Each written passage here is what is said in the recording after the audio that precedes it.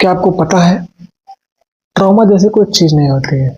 Trauma means जो हम लोग पिछले समय में हमारे पास्ट एक्सपीरियंसेस जो होते हैं, जो बैड पास्ट एक्सपीरियंसेस होते हैं, जो काफ़ी इन्फ्लुएंस करते हैं हमारे करंट सिचुएशन को कि आज के समय में हमारा सिचुएशन और पर्सनैलिटी कैसी है।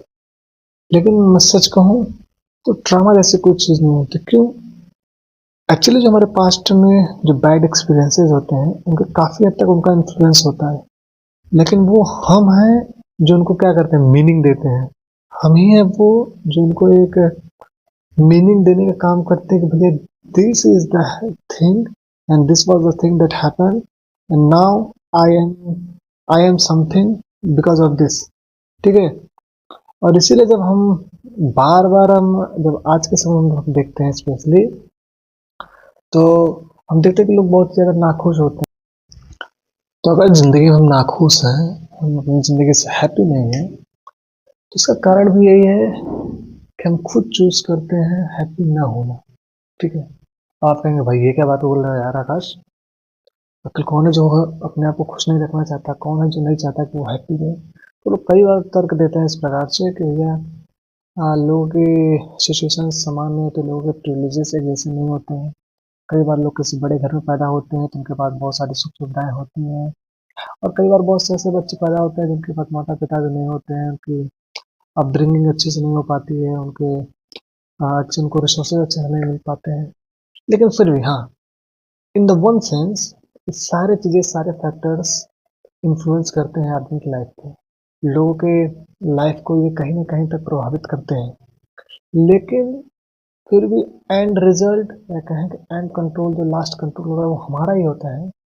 हम ही चूज करते हैं कि हम हैप्पी होंगे या नहीं होंगे, हम अपने जीवन को खुशी के साथ बिताएंगे या नहीं बिताएंगे। क्यों? क्योंकि हम ही हैं जो उन सारी चीज़ों को मीनिंग देने का काम करते हैं।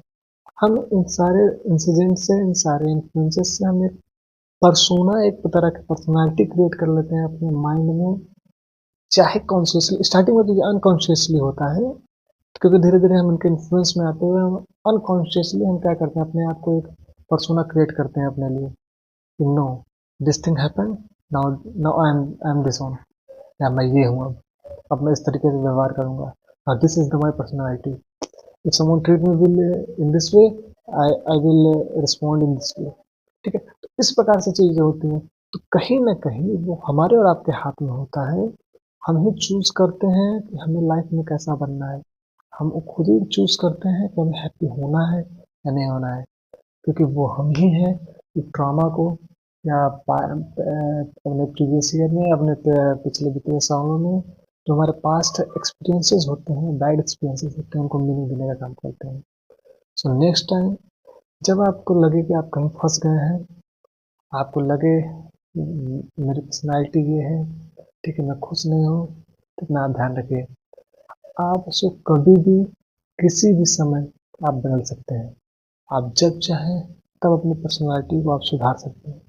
आप जब चाहें तब अपने लाइफ का फुल कंट्रोल वापस ले सकते हैं, और उसको उस डायरेक्शन में आप बढ़ा सकते हैं जिस डायरेक्शन में आप चाहते हैं। So that's the thing.